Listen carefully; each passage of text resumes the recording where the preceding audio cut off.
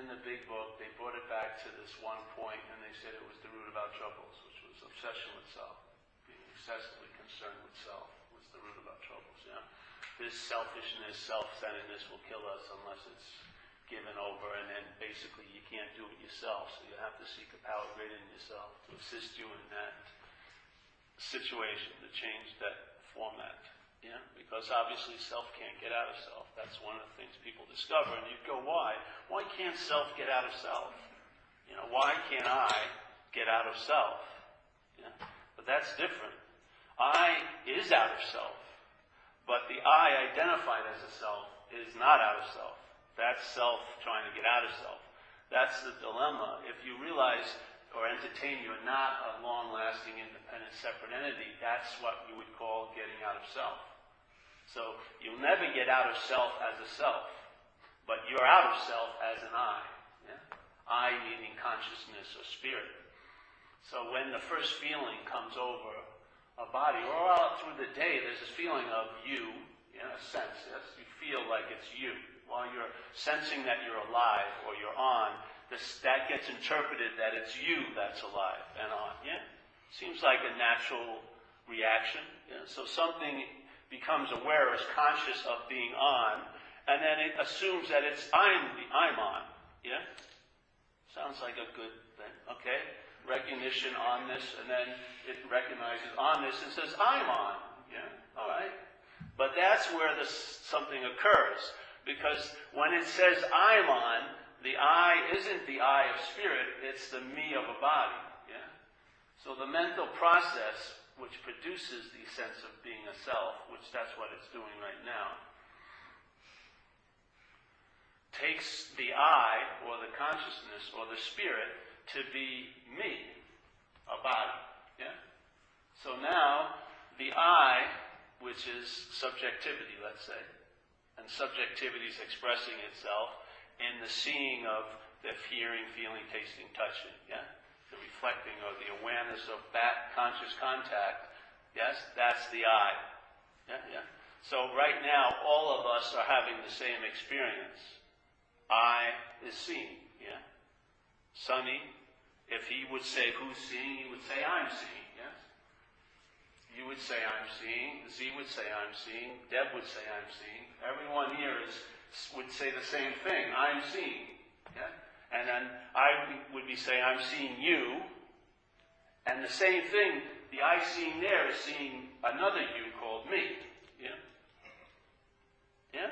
That's what's occurring right now. So I'm seeing, there's seeing happening, and I'm seeing you, called Mark. Yes? Now, when you ask if I'd ask myself, or the mind would ask itself, well, who's seeing? It would say, I'm seeing. Yeah? And then if you ask it again, well, who is this I? It would probably say me. Yeah? This is such a beautiful demonstration of it. Instead of having thousands of pages of explanation, you can see it. The recognition it's I is correct. I is seeing. But then when you ask the I, or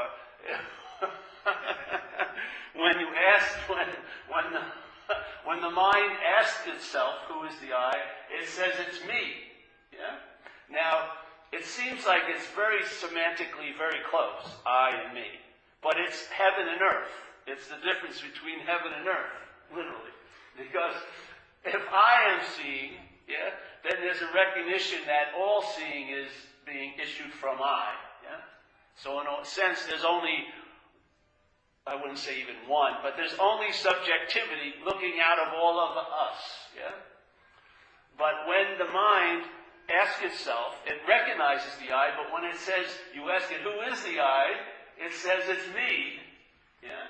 And me is just a you, identified. Yeah? That's all it is.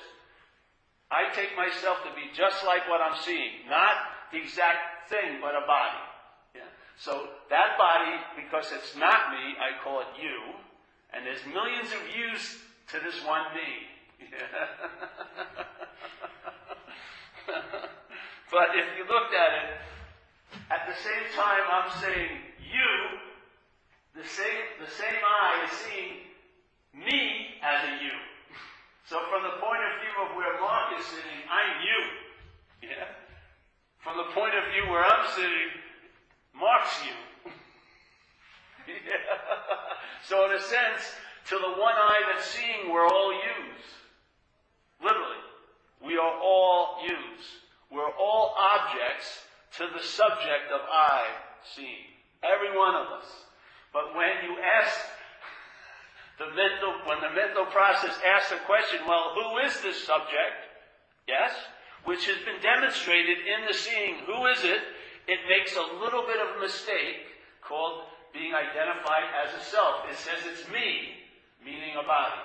Yeah? But actually, in the experience of the I, from Greg's point of view, this body's obviously a you. It is not the I. Because it's I seeing. Yeah? So I is having a very clear experience of what's going on here. I is seeing you. But at this position, I take the you to be me. So the object of seeing, which is this, becomes the subject of seeing. You can't believe the difference in that. It is heaven and hell. Literally. So the mental process claims the seeing, claims the I-ness, claims the onness, and uses that to verify that it's me, which is a body.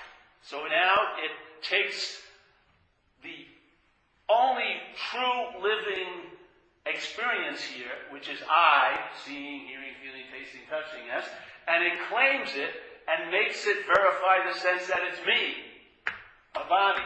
So the body is now given the mantle of being the doer, the seer, the liver, the haver, yes? So now all the other functions that you are aware of are now under the category of things that you do. Yeah? So now the seeing is I'm seeing. Hearing is I'm hearing. Even thinking is I'm thinking. It's insane. What a leap, to claim that. And yet you don't have seemingly any power over the thinking. Yet you believe you're the doer of it. I mean, it's insane, isn't it? So alright, so what happens? Now the I has been conveniently, it can't be erased, but it's been covered over. And now all of that awareness, all of that living is now I'm living. So instead of experiencing life as happening, you take life as happening to you, which is called self-centeredness. When everything is seen as if it pertains to you, that's called self-centeredness. It's a mental point of view. It's something that's going on here, but it's not what's going on here. What's going on here is seeing, yeah? But what happens is what we're living by is the interpretation of the conditional mind of the seeing into I'm the one that's doing it. Yeah? And then, as soon as you become an object, as soon as you become a subjectified object, in other words, you believe you're the subject, but you're identified as an object, then the mental process, which is thinking.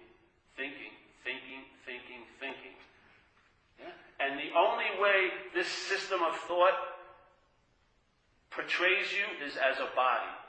When you think about yourself in the past, you think about yourself as a body. When you're worrying about yourself in the future, what's going to happen to you in the future, the you that is presented by that thought is a body. So now the mental process has an object that it can obsess over at some other time and some other place than now. So it makes up time. Yeah? Because as a body, this body can be remembered somewhere else at some other time. You can't remember this space being anywhere else. Oh, I've seen this space on 5th and Irving, I recognize the space that's in this building.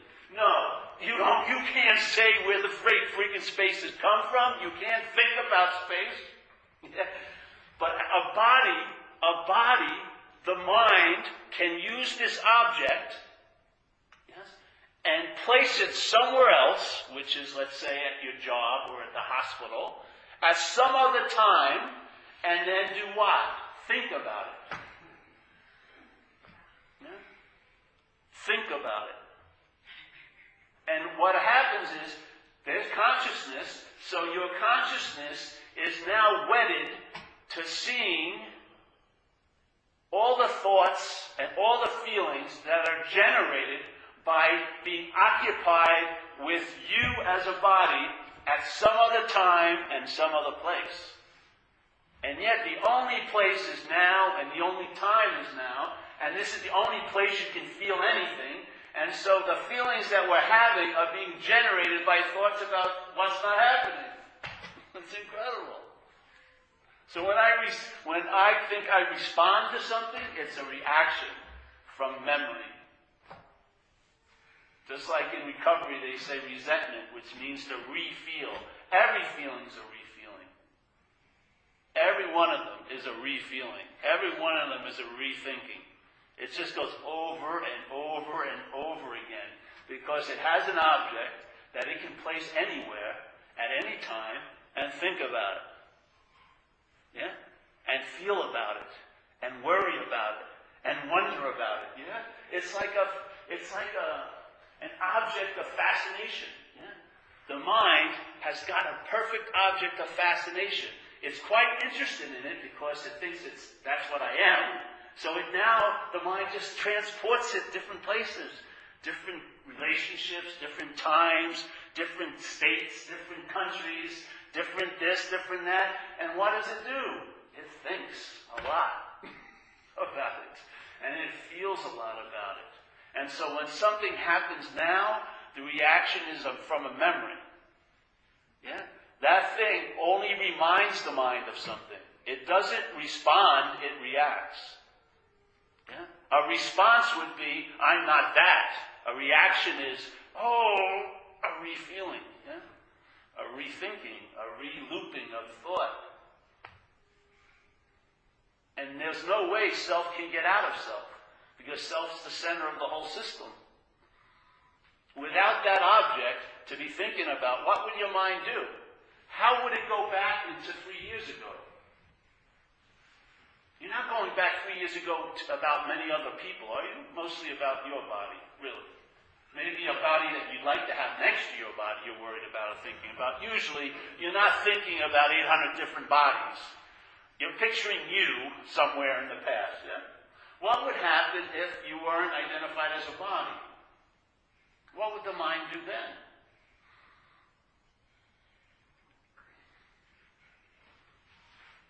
It would have absolutely no interest in going into that little damp, dead little fucking hallway.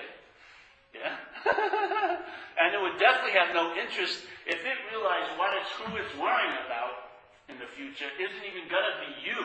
Your whole personality is going to be different. Do you have the same personality you had when you were 4 years old? So basically, the person you're worrying about isn't even going to be what you think is you 20 years from now. So really, in a sense, you're worrying about absolutely nothing. And truly, that's actually what's happening. It doesn't mean, you've got to plan away. Planning is something that happens with here. All we're saying is, in this situation that we seem to be in, you can travel a whole lot lighter if you would just look at what's the center of the whole system. If the center changes, guess what? The system will change. If the center doesn't change, all the thing is trying to get relief from the effects of the system. But they're all coming from the system themselves. So how do you get lasting relief if you're using the solutions of the inherent problem? Yes, have you had that in your life? You go home and think about it, what happens? It's like 2 rabbits spawn about 30 other problems in the bedroom. Like the last thing you want to do is, I'm going to go home and sit by myself and think about this. Fucking do not. Go to a movie, do something. Do not go home and think about it. The problem is now going to apply itself to what's appearing to be a problem to it, not knowing that's the bigger problem. Your solutions are the biggest fucking problems. All we're dealing with now are the effects of our own solutions. Yeah. What was drinking? It was the first solution I had to alcoholism. I was feeling uncomfortable for a couple of years, and I was just chomping at the bits for something that would give me some relief. And it was beer. I drank beer, and I didn't care what that girl meant by saying hello to me. Do you think anything was going to stop me from getting more of that? Do you think consequences were going to stop me? Punishment? No, I needed a suitable replacement. The dis-ease overrode anything. Punishment, prison sentences, anything. As soon as I got out of jail, I got loaded again. There was no learning from anything. Because one thing was an imperative. I don't feel good. I feel uncomfortable in my own skin. I really have this incredible sense of unease. I want relief. That's the imperative. So, where did I go to? To my Greek oracle. I was identified as it. I said, "Old wise one, tell me what to do." And of course, it has tons of ideas. It plays out in something they call recovery. A life run on self-will will hardly be a success. That's basically actually a very soft description of it. Yeah. So the alarms go off. The fire department that answers the call brings gasoline. They said they lit the fire to begin with. How are you going to get any relief? Long lasting. We have been so conditioned, we don't even know what a solution is anymore. We're taking things that work for a bare bit of time. I remember I used to go to Thailand and sit for 3 weeks, 12 hours a day meditating. And I'd have tons of spiritual experiences, but the basic bottom line was, it was totally aggravating. I'd lose like a pound a day. I'd have one soup at 8:30 in the morning. Mosquitoes in the room I was in. 13 hours. They had young monks there that it's like going to summer camp. They had ghetto blasters. They were wearing the robes with these incredible things with the rubber band and the wood. Slingshots, but like super turbo. And they'd be hitting my little tin hut with these things. Boom, boom, while you're sitting there. Boom, and they had their little two-stroke motorbikes that drive around, smoking cigarettes. They had these dogs. Every time the bells went, it was like dogs from hell. They'd all start moaning. Oh! Karaoke down the street. Planes fly into the airport. Yes. Fucking great. When am I going to get delivered the goods? How much more do I need from this suffering? Then I feel really high for a day or two. Then you get back to town and it'd be gone. So what does the head immediately think? Well, I got to do a longer retreat. That's its solution. It's just got to be longer. I got to do extreme Buddhism. I got to super turbocharged Buddhism. That will do it. No, it won't. It will if it does, but if it doesn't, it won't. Yeah? But we never get off the dead horse. We just keep resuscitating it, thinking the next time it will work. No, it's a failed system. If you know anything about recovery, it says it there.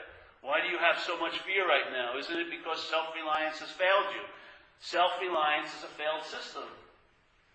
When consciousness, whatever you want to call yourself, all those are names, they don't mean anything. But let's just say whatever you are, whatever that may be, if it's relying on this system called self, which means the system is implying you're a body, if it's relying on that, it seems to be a failed system. Because its own nature gets forgotten in the identification of what it's not. So it starts from a point that no matter what it does as a body is never going to erase the fact that it isn't a body. All it's trying not to be a body just reaffirms the fact that it believes it's a body.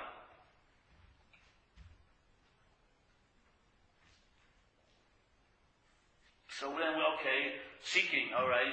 Everyone was seeking in the 60s and 70s, and then something happened. It wasn't working well for many people. So now a new idea came in. Non-duality, non-seeking. The seeker is the sought and all this. And now people are fucking themselves with that. It's never ending.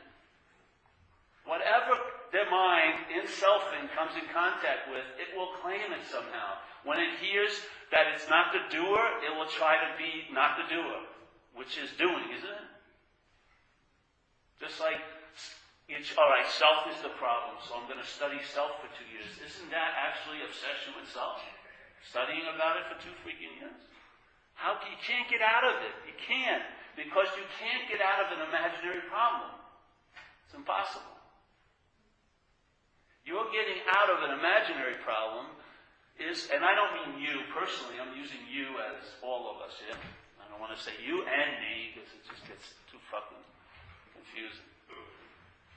So, this whole idea, what happened? I just was somewhere to come back. Who was that?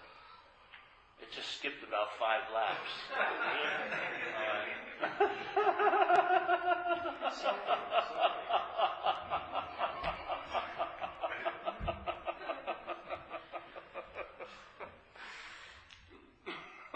I never laughed like this unless I saw someone suffering terribly.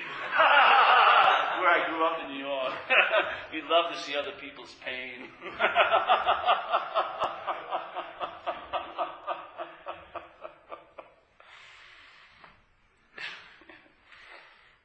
So this is just a simple recognition.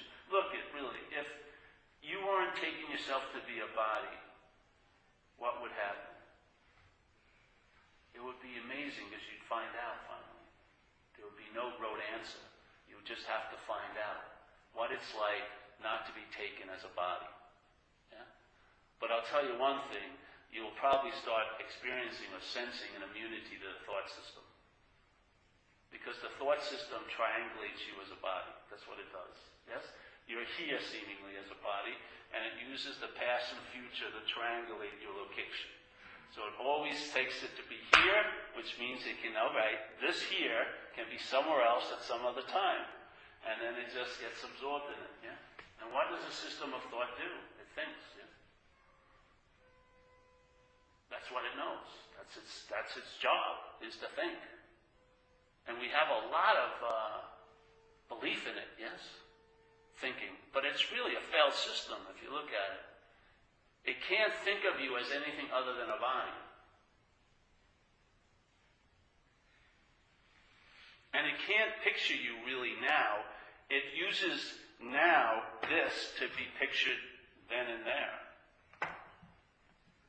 So that you can go over what it was like for you with thought and in feelings, or what it's going to be like for you with thoughts and feelings. So living becomes a mental little activity. Yeah? The mind's having a field day, taking itself to be a subjective object. So the whole point with me was, in recovery, I practiced AA for a long time, under the idea that, all right, that's the dilemma, obsession with self, but it wasn't producing radical relief. And then this was introduced to me, this idea that I'm not that. And as soon as I started to entertain I'm not that, I started to lose interest what presents me to be this, which is the thought system, yeah?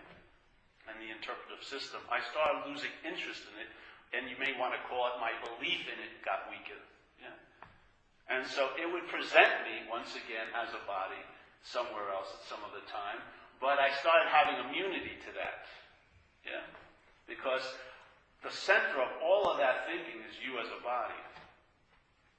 And the whole reason why my interest and attention is glued to that object in time is because the mind has taken it to be itself. Yeah?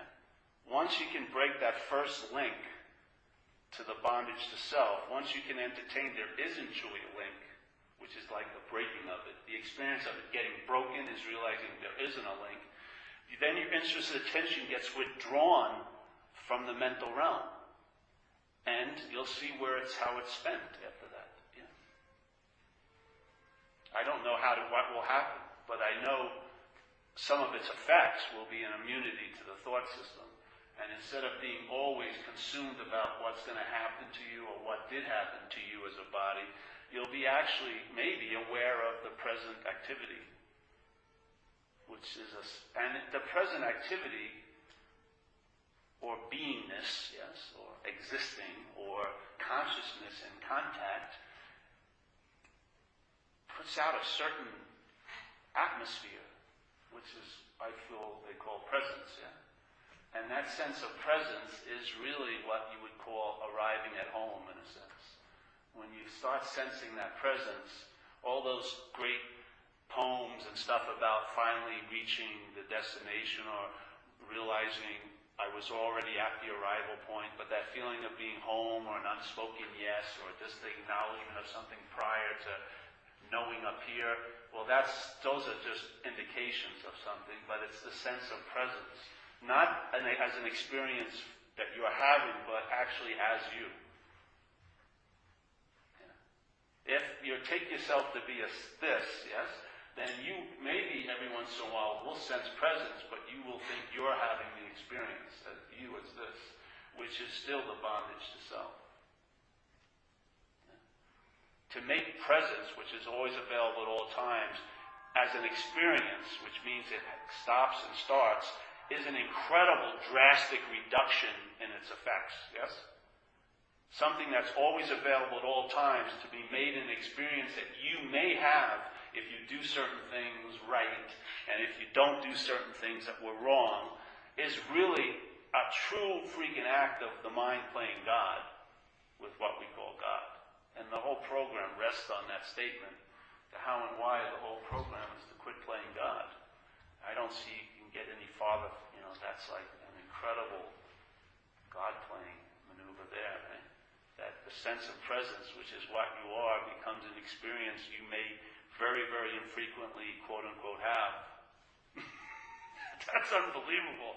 To take everywhere, and so to be able to hide it and disguise it is a mind-boggling maneuver. To be able to be living in everywhere and not sense it. Yeah. Incredible. So I don't know. What I did was nothing, really. But I heard this message and I entertained it. And AA had my functioning in this life down because it's sound principles. So instead of being constantly running off the road and crashing into other cars and court dates, my life got a little more settled, yes? And so now some other activity could take place. Instead of having to be looking all the time at how to deal with consequences and how to clean up the shit, some of that got taken care of. So now instead of being constantly looking horizontally, I could look vertically in a sense. I could start entertaining things, knowing for sure that my life was sound because it was based on sound principles. So what AA offered was just a mere kernel of the beginning of recognition, or like Bill W. says, AA is like spiritual kindergarten. Yeah? So it has, but it's a very sound platform for a lot of ability to entertain. Because when your life is totally crazy, when you're stuck on like bureaucratic flypaper, like court dates and everything else like that, there's very few people are enjoying the pause at that time. You know what I mean? Their mind is working overtime trying to figure out how to manage it, and they don't even see that managing is what's making life unmanageable. Yeah? The incessant managing from the failed system is why life seems unmanageable to us. But when that gets chilled out, and you have some sound principles, you found what works for you in life here as the action figure, then the mind is free to start entertaining. Yeah? But if it's identified as a self, it can't entertain being free of it. It just can't. It just goes against its system's logic. Because you can't entertain being free of who you think you are. That's why people maybe they won't drink again, but they shoot themselves in the head because they take themselves to be the thing that's driving them crazy. But if you entertain, I'm not that, the next thing a mind can do is entertain, I can be free of it. And that's the biggest step, really, is to be able to entertain, you can be free of it. Not try to become free of it as it, but entertain, I'm not it, and that's real freedom from it, yeah? All that energy to try to get out of self as a self, though looking very noble in certain circles, is really fruitless in a way. It's just another form of bondage. But if you entertain, I'm not that, just start entertaining. See, I'm not the thinker of these freaking thoughts. Or, is this true, how my mind's presenting this day to me? Is this true, that I should be really afraid today? Is it? Just ask. It's not saying it isn't true or not. Is it true? Check it out. Start throwing wrenches in the works. And what happens is, the self thing is a verb, it will stop. And yet something will continue. I would say you are that which continues when the selfing stops. Yeah? There's something prior to the selfing. I would say we're more that than what the selfing presents ourselves to be. I really do. And I think I think almost everyone will get the same hit. It's just a minor little change, but that change produces unbelievable effects here. You don't have to be like sitting in that porno theater of the mind. You know, when it's sometimes something really meant a lot to you, and it didn't go right, you know, the way you wanted, and then you go home and your head just locks the door and you're in the porno theater, and now it represents the situation 800 ways, all out of the same system of self-centeredness. It's like Debbie Does Dallas about 800 different times. You know, just watching.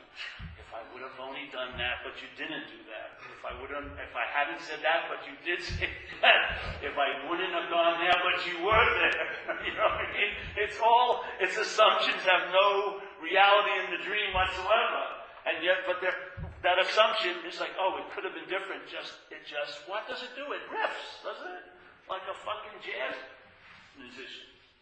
It riffs. That's what happens. If you take yourself to be this note, the mind places you on its little musical scales somewhere else at some other time and just riffs. It just tells you it didn't have to be this way, but it is this way. It could have been, if you wouldn't have fucking said that, I'm telling you, it would have been great now. It isn't great, but it would have been great, and it isn't great now because you didn't say that thing to that person. The one person I have always been looking for, I didn't welcome them in my life, and I'll always, from now on, be deeply upset by that. Of course, I'm going to slam the door on anyone else that shows up, so I can be right about that person being the only person. And all this and all that. And the mind just, like John Coltrane, just riffs. And then you're like sitting there and you can't get up. You're bitching about it, but you don't get up from the chair. Why? Because the mind loves, it's fascinated with the object it's obsessed over. Yeah? Fascinated with it. In Buddhism they call it cherishing of self. It cherishes it, it loves it, it grooms it, it goes over things over and over again. What if? If only. I should have. It's like little Barbie and Ken dolls. You put on new uniforms. If I should have been a policeman. Look at, I'd be with Barbie now in this beautiful house. Wait, I should have been a fireman. Oh no, I should have been a doctor. But I'm just a bum. Oh, see, little cardboard box. No one likes him. Women are walking over him. You see? Oh, but if I was a fireman, they'd be climbing up my ladder every night. Yes. But why not? Look. You know, doesn't it happen to you? Doesn't the mind do it? It takes your life and goes over. It's like redressing a doll. Let's see what it would look like in this position. Let's see what's up. What's Ken getting up to today? What's happening with Barbie? Well, she's fooling around with Bob in the other room. What is that doing to Ken? Ooh. Ken says, if only I would have made more money last year, she'd be here with me. Ooh. Put on a bigger CEO uniform now.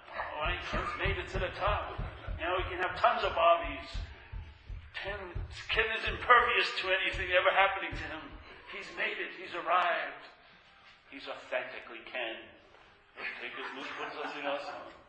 Isn't that mind, does it? It just redresses you every fucking day, doesn't it? You're a loser.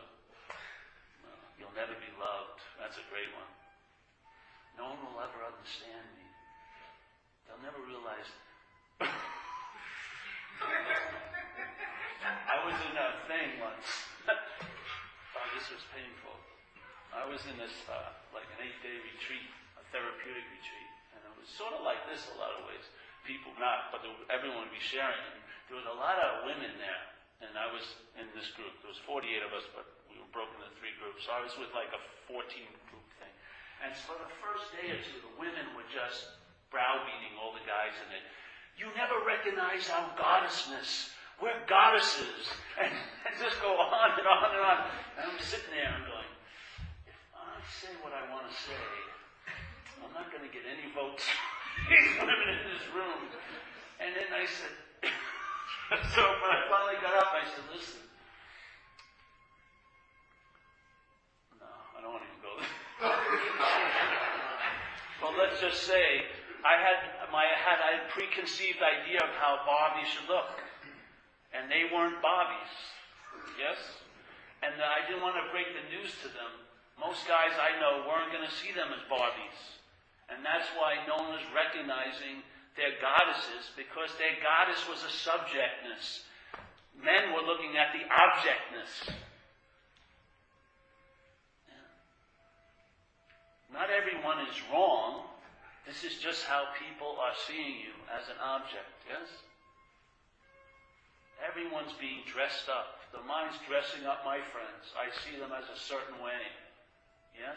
And then the next day I see them. To keep them uninteresting to me, they basically have the same outfit. Though my closet in my little dollhouse has 80 different ones. I mean, I go through phases every day. But you, that's just Deb or great. Yeah? So the spotlight of selfing is always on this one, Ken. Yes? And a few Barbies, maybe. What they can do for this Ken. Yeah? And then there, Greg is Ken, and then Sonny's Ken. You're the Indian version of Ken. Yes? Ken, Seattle version of Ken. And we all have our little doll houses and everything. All this in the mental realm. Yeah? And the mind is just placing you somewhere else. Ken and Bobby go to Hawaii, let's say, at some other time. And it just thinks about you, doesn't it?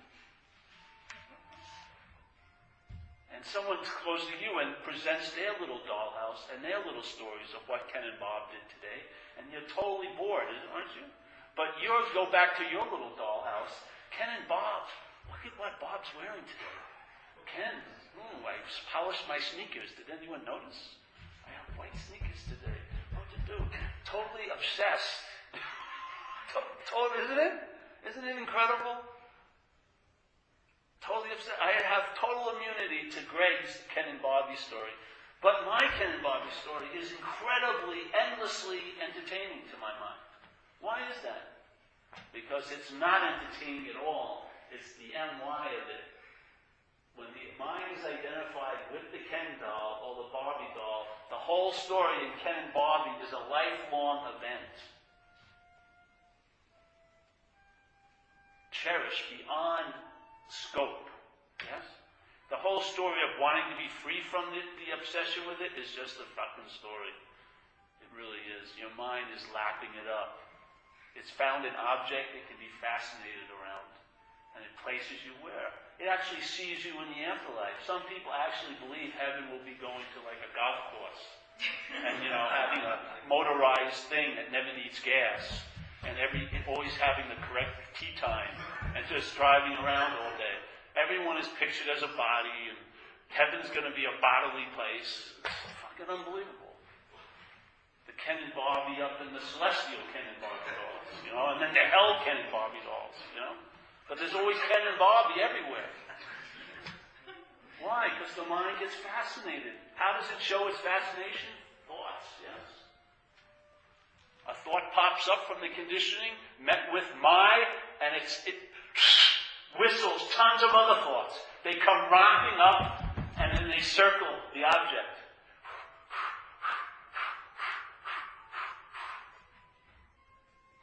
We said it the other night.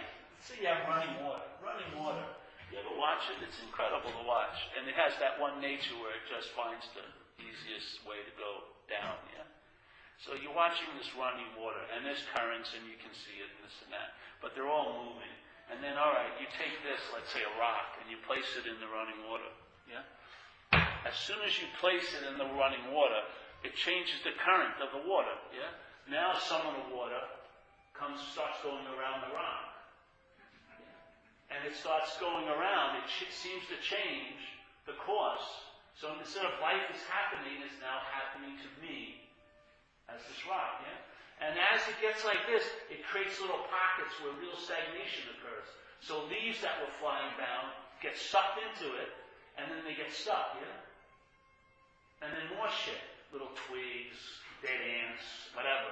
Things get sucked in, and after a while you don't even see the water. All you see when you look at the water are the things on top of it that aren't moving. The leaves and the twigs and stuff. So you don't even see the nature of the water anymore. It's not reflecting. What's reflecting back is leaves and this and that. Yeah? And so there may be, I really hate this. I really hate this obsession with self. I really hate it. But there's no desire to let go of the rock. If you took the rock out of the water, those things that seem to be unbeatable, they keep seemingly circling around you. Without the rock, what would happen? The nature of thoughts would be just their exact nature. They come and go. Yes? It's the rock. The rock in there creates that, or makes it. Just like the barnacle. The barnacle needs something solid to grab onto. If you want to see the thoughts that are driving you crazy like barnacles, they need an object to anchor into. They can't picture you as a spirit. There would be no obsession over you as a spirit. But as an object, the barnacle can find something to anchor in. Yes? And then you may bitch about the barnacles, but the rock is what's giving them their life. So this is like the center of the system that seems, maybe you're really happy with it. I don't know.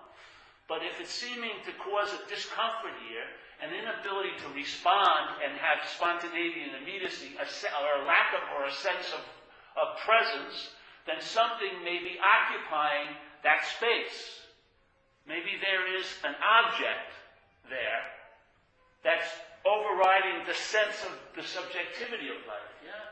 The seeing, the hearing, feeling, and the tasting, and touching now seem to be issuing from a rock. I'm the one that's seeing. I'm the one that's hearing. We're just asking a simple question, are you that? If you're not that, it'll change the whole direction of the water. It's very difficult to change if you place the rock, and the rock is taken to be a solid thing. It's going to cause the current to orbit around it. And it's going to attract things, and things are going to get caught in that orbit, yes? And they're going to cling on to the rock. You can't say it's the water's fault, or what's in the water's fault. The rock is the gravitational pull. We're just questioning the rock. If I'm not that, see what will happen. Find out. I believe what will happen is that you'll travel lighter. Won't change the destiny of this life. Whatever's going to supposedly happen to the action figure may come to pass, but you will travel lighter through it. What more would you want?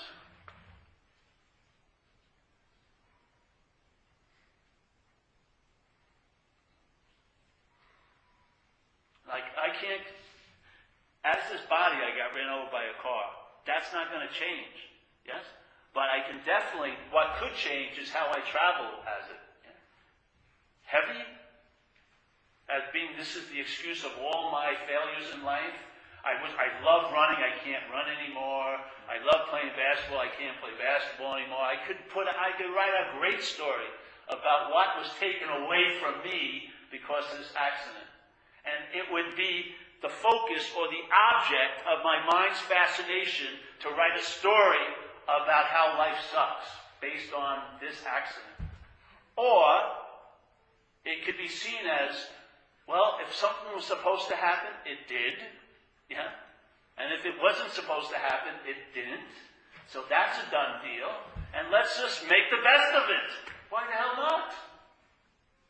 So instead of, I can't go swimming, I'll find a way to put on a fin, yeah, and surf.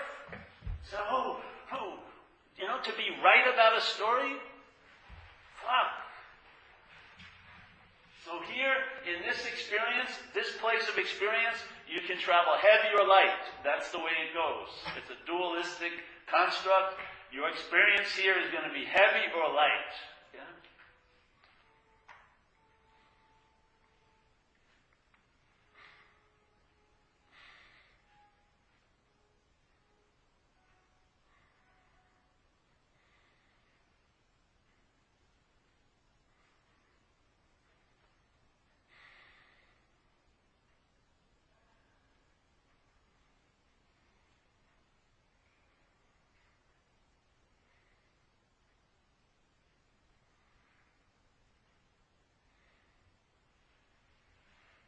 was fortunate. I heard this information. It's all I'm attempting to do here. You have the right to hear it. I don't care what you do with it, but you definitely have a right to hear it. Because when the identification is placed, is set, you don't know you're identified as self. Either grace has to occur, or you're going to have to hear it from some outside source. You're not going to figure it out. I mean, I was working on spirituality for a long time. I never figured it out. I had to get exhausted by it, start looking in other venues, and then I heard this information. And instead of looking for another technique of meditation, I just started to question who's the meditator. Yeah? Just started looking at the subjectivity instead of looking from the objectivity. So, you see, I realized that subjectivity wasn't subjectivity. It was a mental process. So when I realized I wasn't that, all those stories, all those ideas, all those beliefs that made me, lost their hold over me, because the me they were making wasn't me. I lost interest in it. What held all the bondage together was my interest and attention, not the glue. The glue isn't that good. But your interest and attention is like a catalyst to that glue. It really binds you. It's a necessary ingredient. The mind, the thought system cannot bind you to its object. But you, yes, consciousness, when identified as the object, will bind itself. And it will be the same consciousness that will unbind itself. The interest and attention will be withdrawn and will be spent somewhere else in life, other than in this freaking obsession with you all day.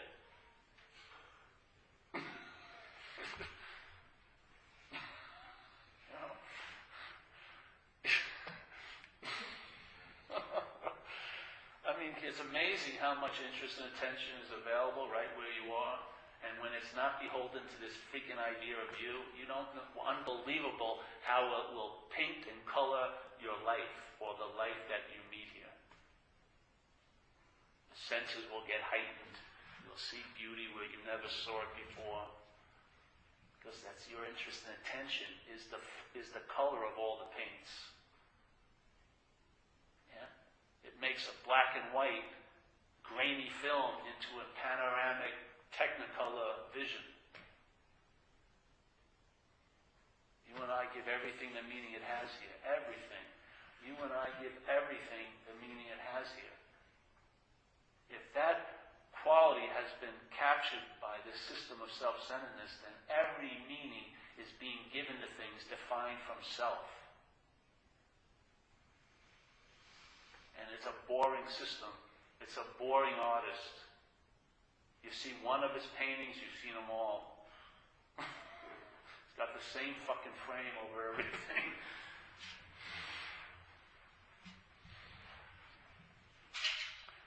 So you don't wait for someone to enliven your life. You're the enlivening.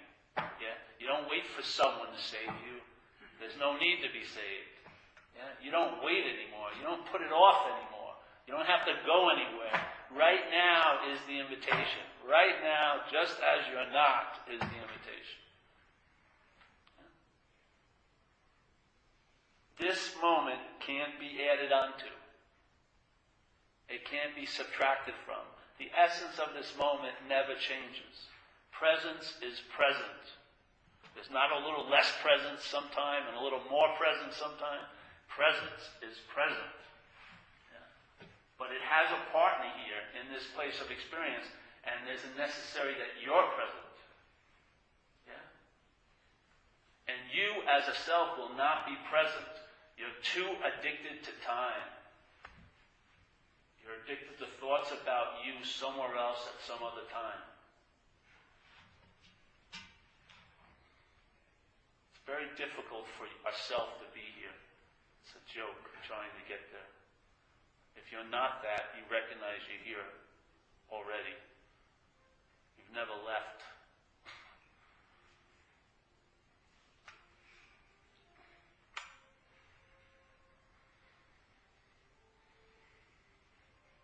Yeah, we got flute music. It's great.